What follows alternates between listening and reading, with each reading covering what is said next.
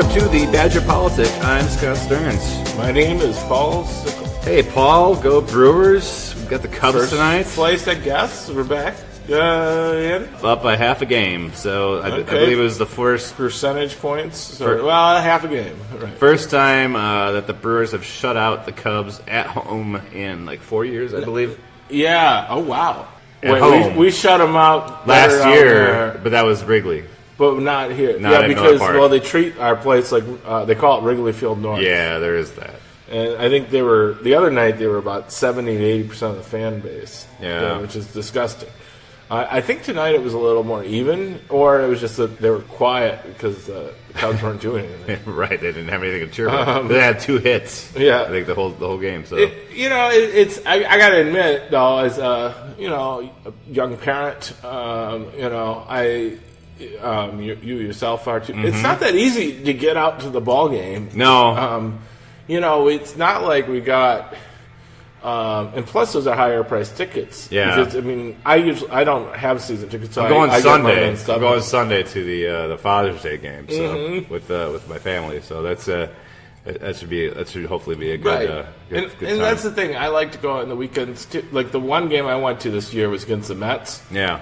I got the tickets for like a song. Right. I mean, and there, maybe 32,000 people there. It was a nice Saturday afternoon.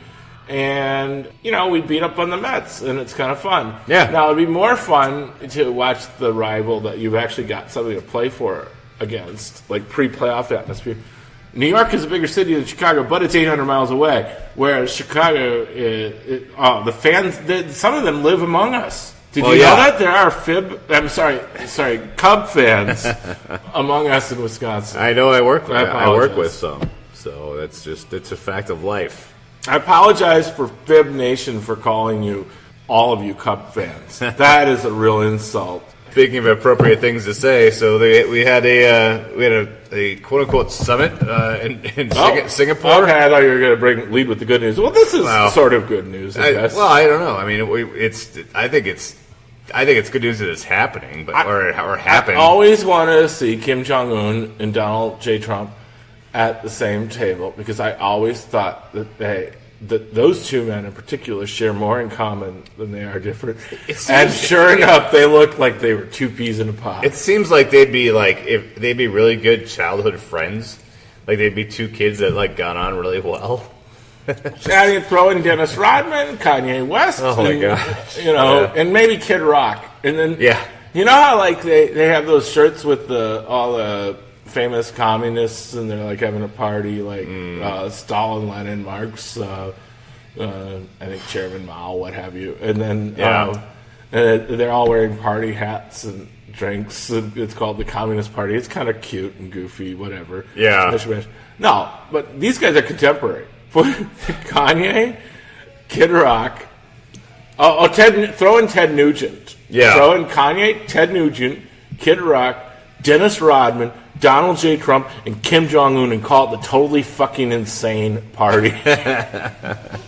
Or the really bad acid trip party that the entire world is living through. Yeah. Well, we have to live through it. It's not like we can pinch ourselves and wake up from this. I mean, it sucks being an American in this, but meanwhile, the poor Japanese are like, wait, what did he give away? And then the Chinese, who hardly ever see anything eye to eye with the Japanese, are like, wait, what did he give away?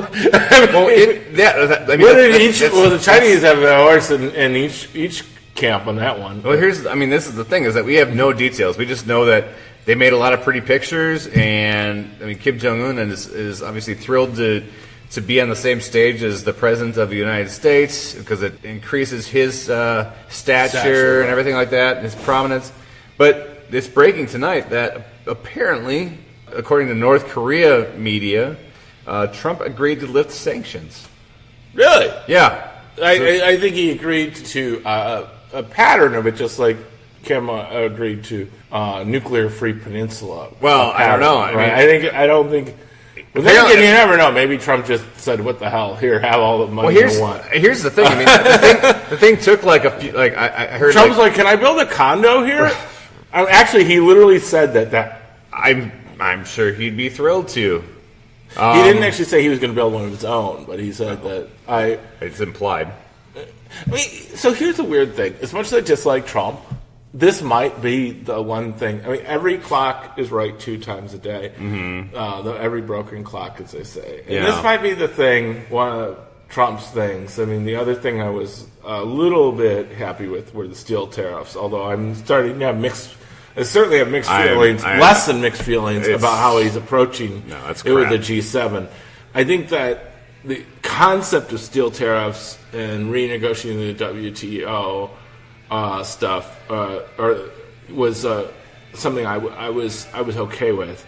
I don't like how he's approaching it. But I would say this, for all of it's not.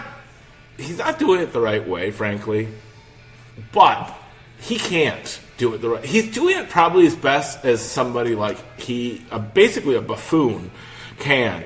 He's showering another egomaniac with his personality.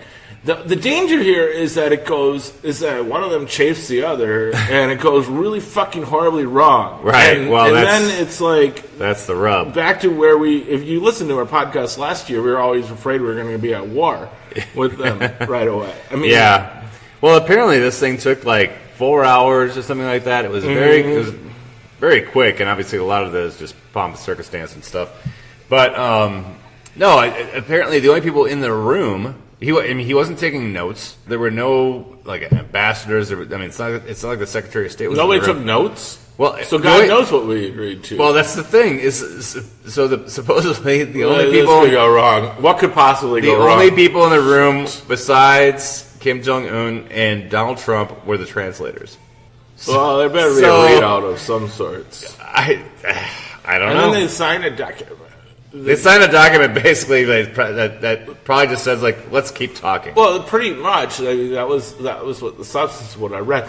Which, if that's all they signed, I'm okay with that. I mean, well, you can't really expect much more out of, because we all know that the majority of the legwork to get anything substantive done isn't done by the leaders. It's done by the people down the org chart, that are you talking about the deep state, Scott? Yeah, maybe. I think that your great uncle is going to start sending you all caps emails around Thanksgiving about how Hillary Clinton is upsetting the peace process right now, and Nancy Pelosi at Benghazi. Yeah.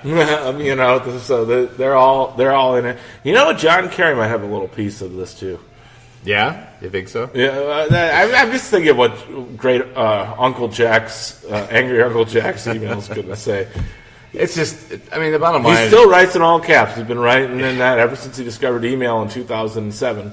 But anyway, the bottom line is it's remarkable when Obama teased the idea of talking to people like the leader of North Korea a few years back, how he was just pummeled for compromising, America and this and that by Fox News pundits and what have you. And 25 years ago, Bill Clinton was pummeled for the exact same thing. Well, yeah, he sent Madeleine Albright. And Jimmy Carter. Yeah. And they actually had a real deal. Mm-hmm. And the Republican Congress refused to... They won Congress a few weeks later, and they refused to fund the development stuff, and then North Korea said, "Fuck this! Right? You're not going to pay, or we're not going to play." Right.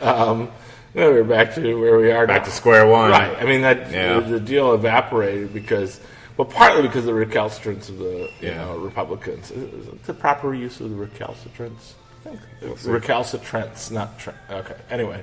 So, I can't believe you didn't go for my punchline there about my Uncle Jack discovering email in 2007. Oh, now you do. Okay. All right. Yeah. But, we'll see where this goes. I'm in favor of diplomacy.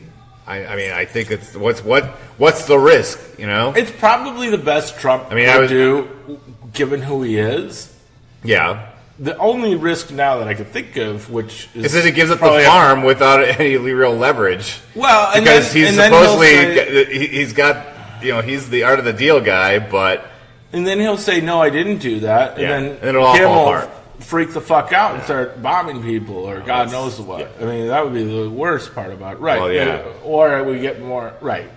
Well, we'll see where this goes. I mean, we're speculating because there's really no substance that comes out of this thing. The overall thing about Trump using this egomaniac personality and going over and flying on the coattails of the Dennis Rodman charm offensive, yeah, it is all right with me.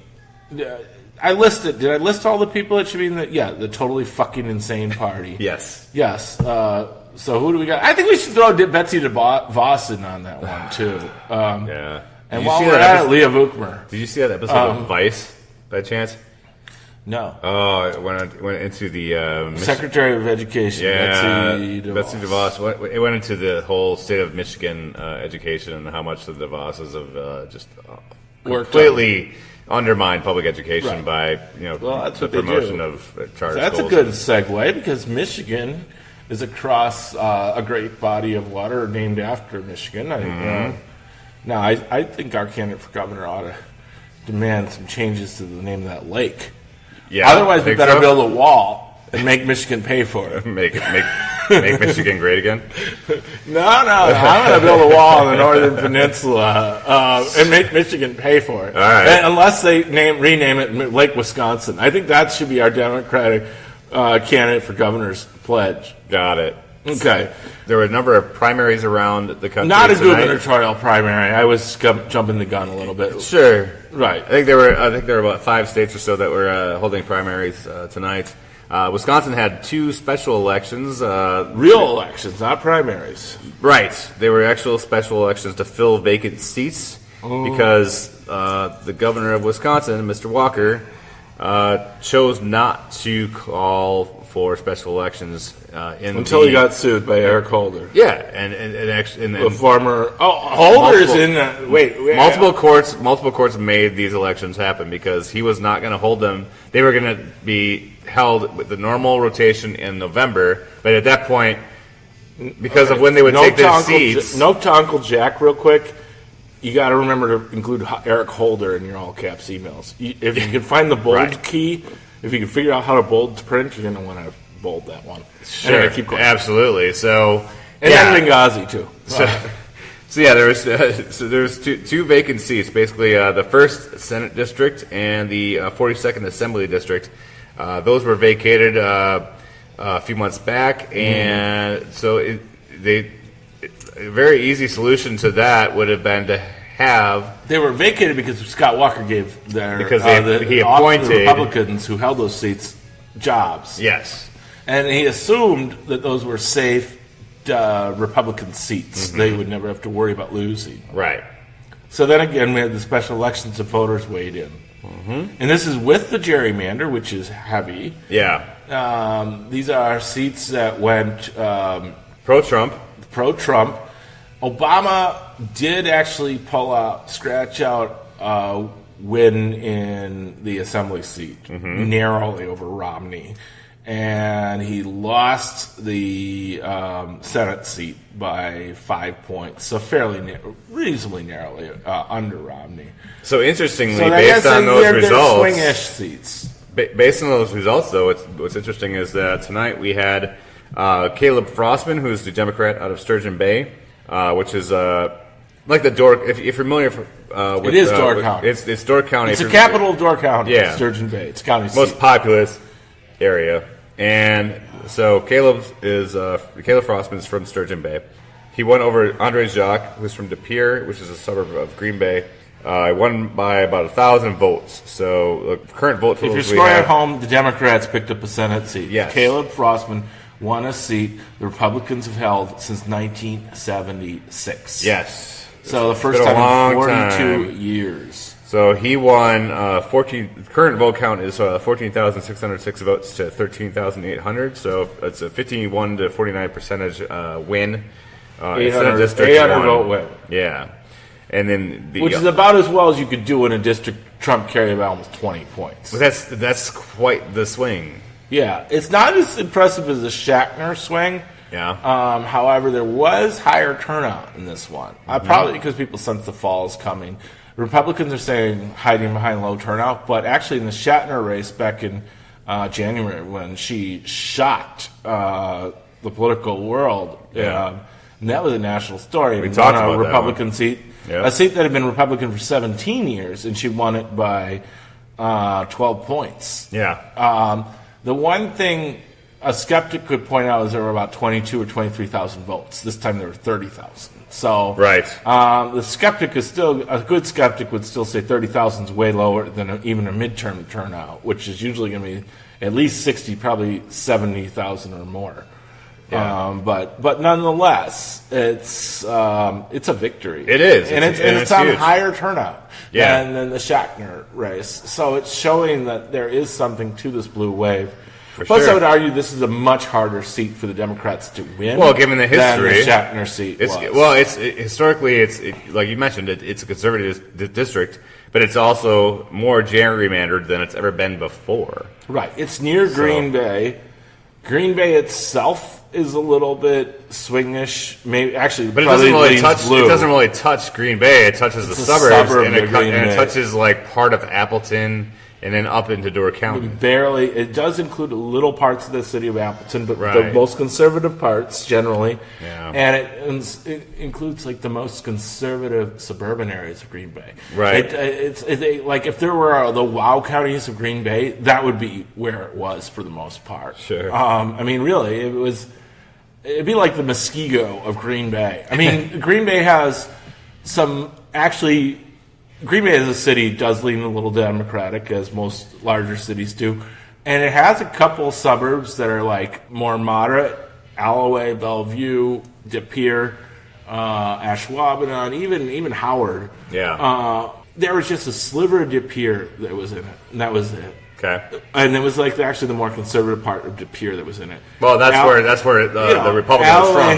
Ashwaubenon, where the Democrats can actually really do business. Yeah. And partly Bellevue, they were not in this district at all. So, I mean, they're in like either Hanson's district or Cole's district. I mean, they're not in this. They did not come to play. So, like, there were like if you know liberals who live in Green Bay, chances are they do not live in this district, right? Even though the district borders Green Bay. So Caleb Frostman is the new senator from Senate District 1 in the Wisconsin State Legislature. It's an astounding victory. It's very good. He will hold that district until he will be up for re-election in November, because this is a special election that should have been held a few months ago. Right. But now it's basically right. He should have been voting. He's going to hold it for half a year.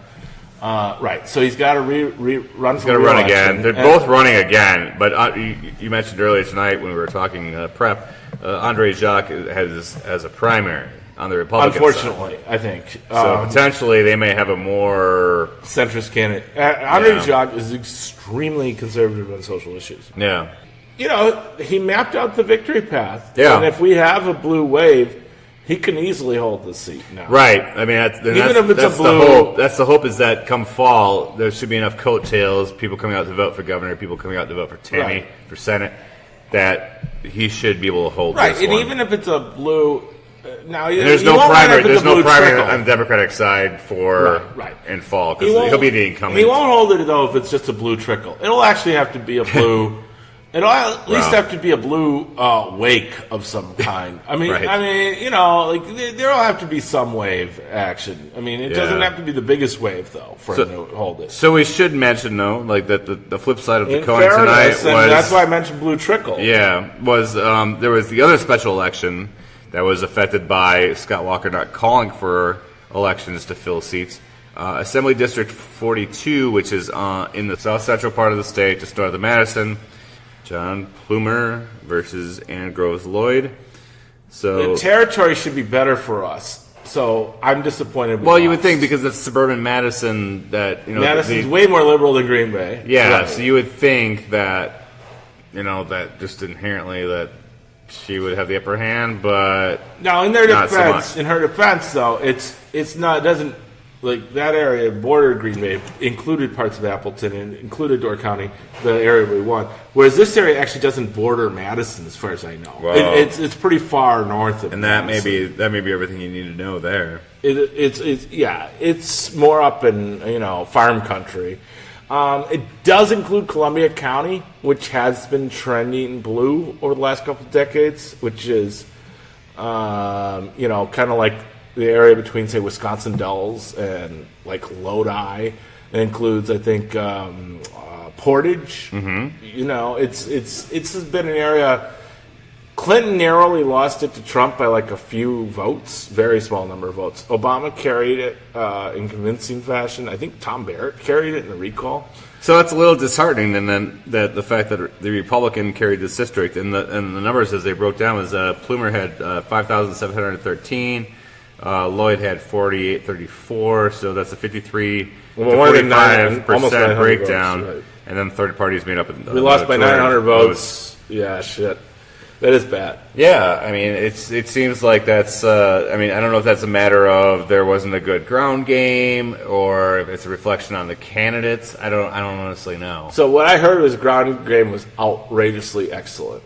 Okay. And of course, I heard about my sources are participants in that ground game. Yeah. So naturally, that said, I know a lot of critical assholes, and they all said there was a pretty strong ground game. Yeah. So there was something wrong either with our candidate, I think, or there was something really bad with their candidate that we won up north in the Green Bay area with Frostman. I don't know. What I would say is that the one campaign ad I heard related to these special elections, flipping around the AM dial while I'm driving to work and stuff. Oh, you mean like the radioactive channels, the right-wing radio channels? Yeah, no, more conservative outlets. Right.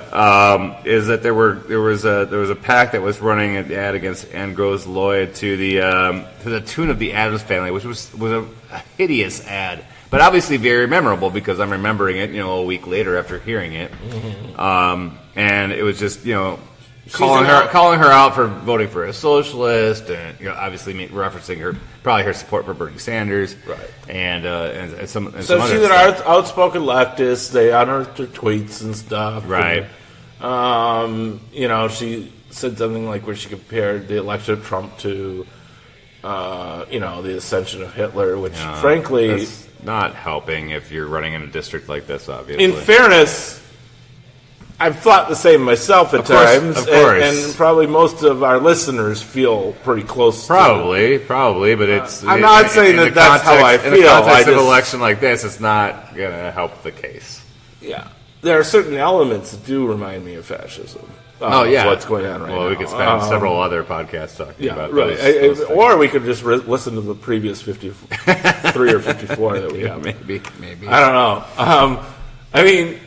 She said basically what we're all thinking. Mm-hmm. And unfortunately, when Trump says what they're all thinking, the rules don't apply. But to us, the rules do apply, maybe. He's the reality show president.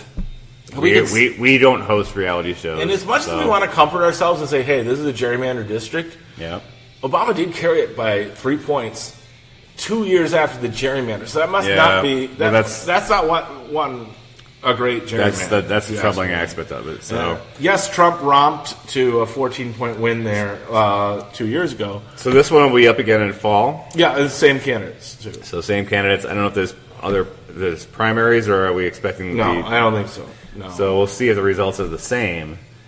I wonder. I hope we'll do a little better, because she tracked about Walker's performance, which would be really bad. But losing by 8 points, that's quite... Walker won by 9 points, so that's tracking Walker's performance. However, Walker's performance was plus 23 in the first district, and we won it by 2 or 3 points. So a 26-point flip away from Walker in the first Senate district. Right. And the Senate district's 3 times the size of an Assembly district. So in case you're scoring at home, as I say. Yes, with your baseball card. So there is some optimism. I mean, when you think about it that way, I guess. Though we do have to be realistic. Jacques was a rough candidate, and then Lloyd was a really. I really liked, but maybe not. Maybe not ready for prime time. Maybe not right for a swing district. Yeah.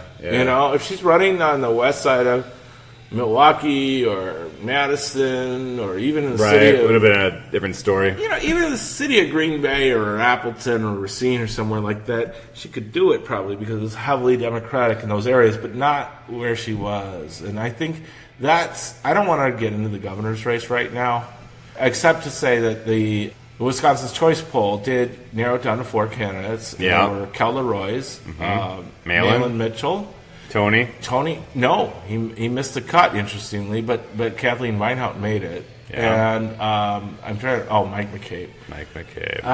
So this is not a scientific poll. It's self-selecting. Yeah. And the campaign's organized around it. So if a campaign decided, well, we don't think, let's say Matt Flynn or Tony Evers said, well, we don't think this is very important, and they didn't organize around it. Kind of like Paul Soglin not participating in the Democratic Party convention. Yeah, right. Yeah. Well, this too, though. It's possible that this is not representing the full thing. I think, going for Malin, I think it's quite possible that these polls are a little bit biased towards whiter and more well-to-do kind of clienteles that have time to, browse the internet and participate in click polls, what have you.